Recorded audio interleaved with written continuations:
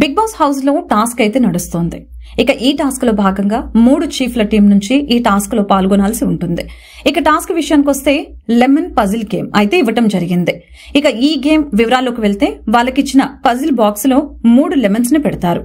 ఇక వాటిని బ్యాలెన్స్ చేస్తూ వాటికి ఉన్న దారి నుంచి లెమన్స్ ని కింద పడేయాల్సి ఉంటుంది. అందులో భాగంగానే ఒక్కొక్క లెమన్ ని ఒక్కసారి మాత్రమే తీసుకోవాలి.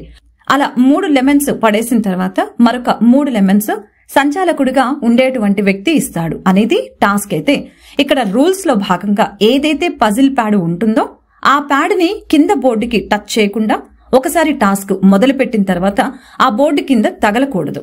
ఒకవేళ అలా తగిలితే కనుక అది ఫౌల్ గా తిరిగి మొదటి నుంచి మొదలు పెట్టాల్సి ఉంటుంది. ఈ టాస్క్ ఆడటానికి ముందుగా యష్మి టీం నుంచి అభయ్ అండ్ పృథ్వీ ఆడతాడు. నైనిక టీం నుంచి సీత మరియు నబీల్, అలాగే నిఖిల్ టీం నుంచి నిఖిల్ అండ్ మణికంఠ ఈ టాస్క్ లో పాల్గొంటారు.